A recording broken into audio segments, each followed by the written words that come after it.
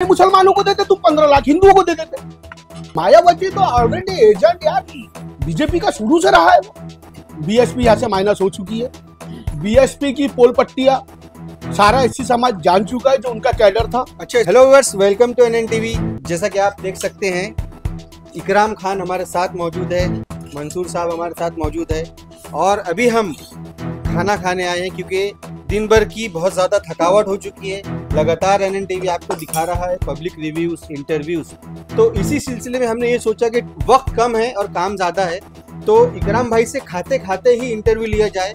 आपने चाय पे चर्चा सुनी होंगी, अब हम डिनर पर चर्चा करने वाले हैं इकराम खान साहब के साथ। इकराम खान साहब, एनएन टीवी में स्वागत है आपका। सबसे पहले तो हम माफी चाहते हैं कि आप खा रहे हैं और हमने आपको डिस्टर्ब किया। कोई मतलब नहीं, कोई ऐसी बात नहीं है, खाना अपनी जगह है, ये चीज क्योंकि वक्त कम है इकराम भाई जी और काम बहुत ज्यादा है, तो हम आपका तहे दिल से शुक्रिया अदा करते हैं। और आप एक जिम्मेदार व्यक्ति है, नागपुर के भी और उत्तर नागपुर के ज्यादा जिम्मेदार व्यक्ति है। और समझा आपने, शुक्रिया उसके और इस बार उत्तर नागपुर बहुत महत्वपूर्ण इलेक्शन की ओर जा रहा है।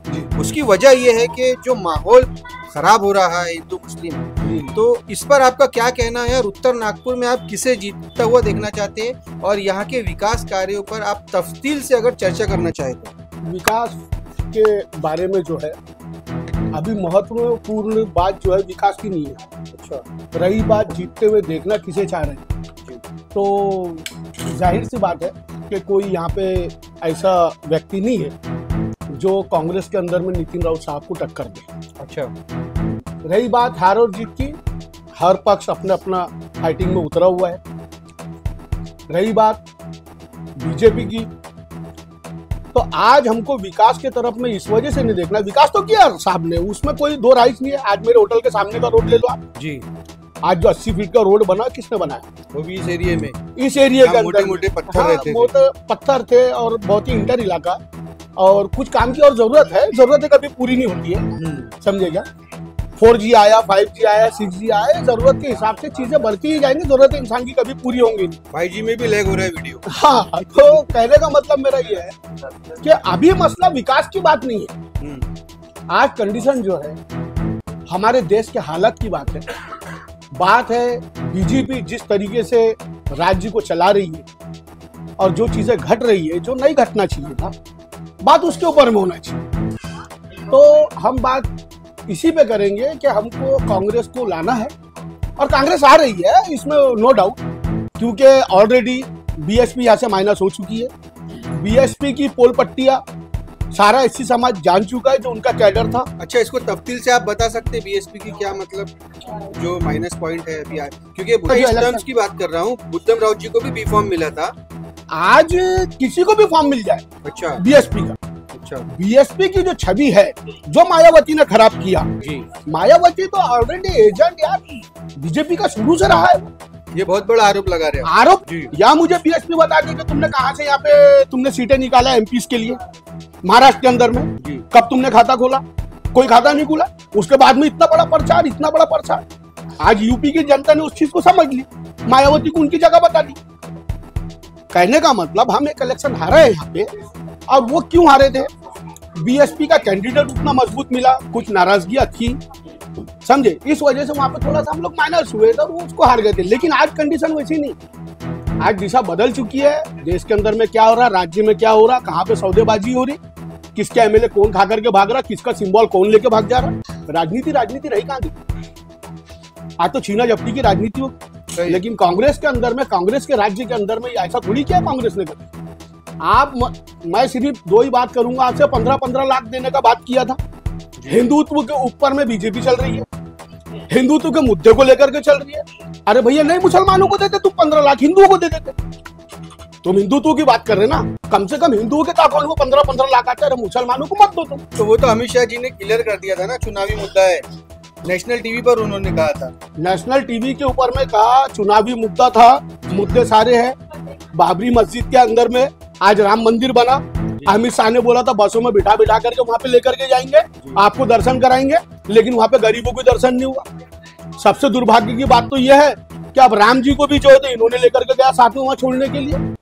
तो ये सारी चीजें जो है, इसको जो हिंदुत्व होता है, जो कट्टर हिंदू है जो सनातनी है ओरिजिनल, वो भी इन चीजों को जो है क्रॉस करेगा। ये चीजें अच्छी नहीं हो रही, जो चीज घट रही है वो अच्छी नहीं है। और बीजेपी जो है सिर्फ फूट डालो और राज करो का जो काम कर रही है वही कर सकती है।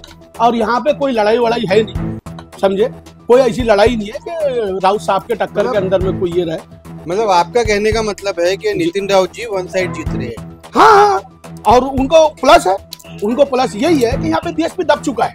अच्छा, हाँ, बीएसपी जो यहाँ से माइनस होगा वो प्लस किसको करेगा। वापस हम बीएसपी पर आते हैं। मनोज सांगोले जी, जी, मनोज सांगोले जी के बारे में आपके क्या विचार है? मतलब क्या ये बाय प्लान मनोज सांगोले जी को टिकट दी गई है भारतीय जनता पार्टी से, या उन्होंने अपने स्ट्रगल से अपने काम से टिकट लेके आई? नहीं, मैं ये चीज को नहीं बोलूंगा कि किसी के बीजेपी के इससे उनको टिकट दी गई है, ऐसा ही नहीं है। आपस में मतभेद होते हैं, उनसे बात करेंगे, ऐसा कोई मसला नहीं है। मनोज सांगोले जी जो है कोई अलग नहीं है ना, हमारे कांग्रेस के लोग है वो, हम नितिन राउत साहब के आदमी रहे, ठीक है, कुछ नाराजगी रहती है, उनसे बात करेंगे, ऐसा कोई मसला नहीं बनेगा। और यहाँ की जनता होशियार है, ऐसा नहीं है कि कुछ भी डिसीजन ले लेंगे। आज डिसीजन की जरूरत है, और महाराष्ट्र के अंदर में गवर्नमेंट जो है कांग्रेस की चाहिए, सेंट्रल में कांग्रेस की चाहिए। आज देश में क्या चल रहा है सब मालूम है सब। अच्छा, अगर महाराष्ट्र में गवर्नमेंट आती है कांग्रेस अलायंस की जी, तो इससे क्या सेंट्रल में फर्क पड़ने वाला है? क्या लगता है? बहुत ज्यादा फर्क पड़ने वाला है सेंट्रल के अंदर। किस तरह से?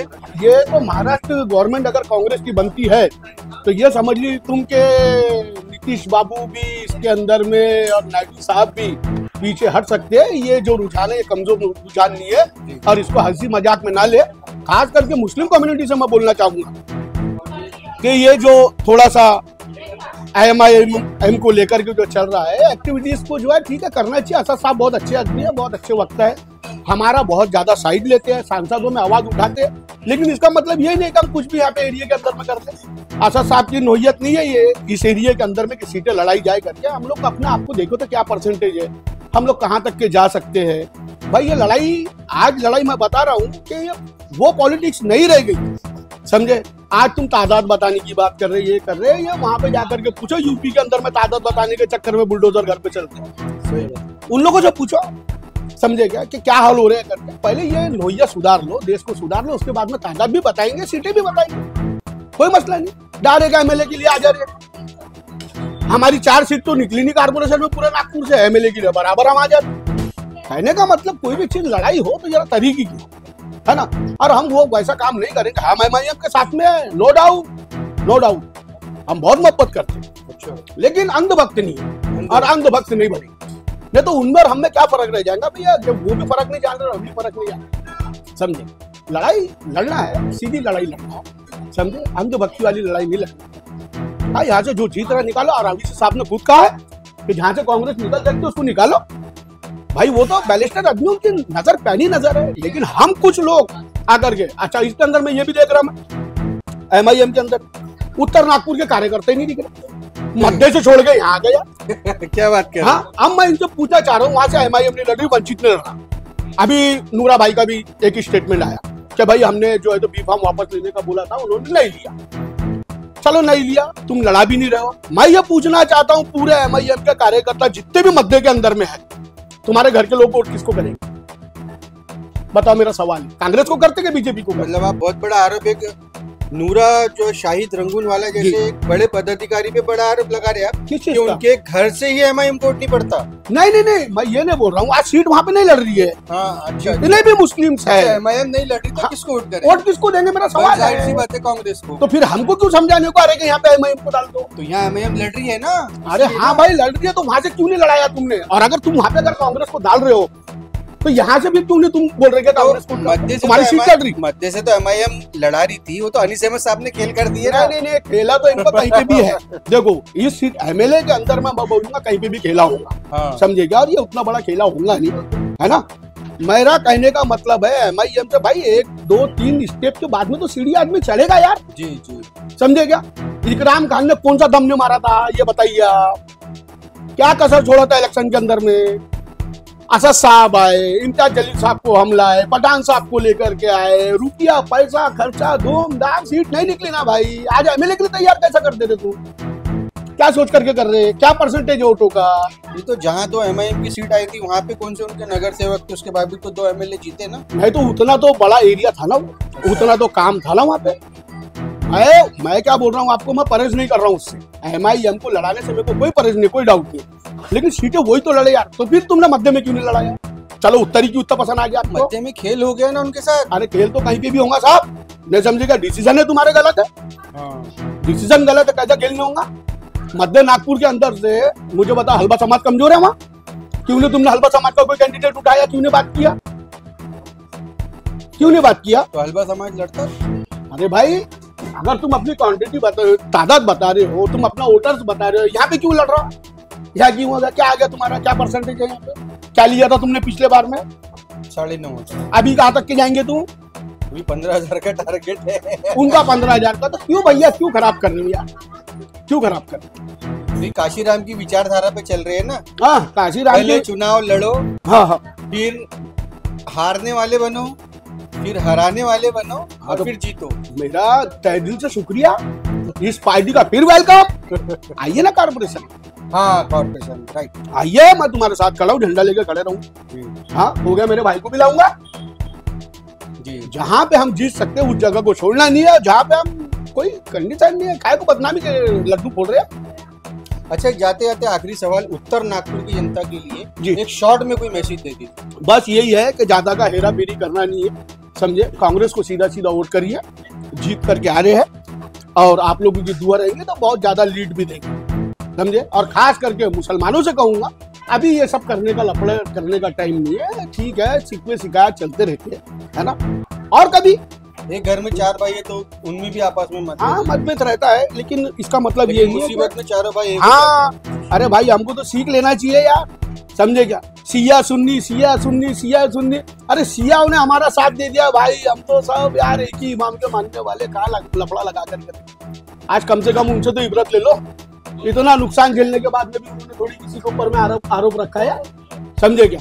उनसे इबरत लेकर के, हाँ वक्त आएगा, वक्त आएगा, हर चीज का समय बदलता है। ठीक है, इंतजार करो, थोड़ा सब्र करो, एकदम से नहीं। तादाद बताओ, मुत्तहिद हो जाओ, मुत्तहिद हो जाओ, मुत्तहिद। अरे पहले इज्जत तो कर लो एक दूसरे की, बाद में मुत्तहिद होना। मुत्तहिद होकर के करना क्या चाहते हो? ये तो वही डायलॉग हुई ना, बटेंगे तो कटोंगे। वो बटेंगे तो कटेंगे, ये जो छिछोरे किस्म के डायलॉग आ गए हैं इसके अंदर में, है ना? और इन्हीं चीजों को हमको खत्म करना है ना? और भाईचारगी कायम करना है। ओके, समझे? चलिए, बहुत शुक्रिया। तो व्यूअर्स, ये थे इकराम खान साहब, बहुत जानी मानी शख्सियत है उत्तर नागपुर की। और वीडियो अच्छा लगा तो लाइक करें, शेयर करें, चैनल को सब्सक्राइब करें, बने रहे NNTV के साथ। और डिनर पर चर्चा, ये प्रोग्राम हमारा कैसा लगा आपको बताएं कमेंट बॉक्स में। जय हिंद। कैमरामैन फैजान खान के साथ मैं मोहम्मद शहजाद। जय हिंद।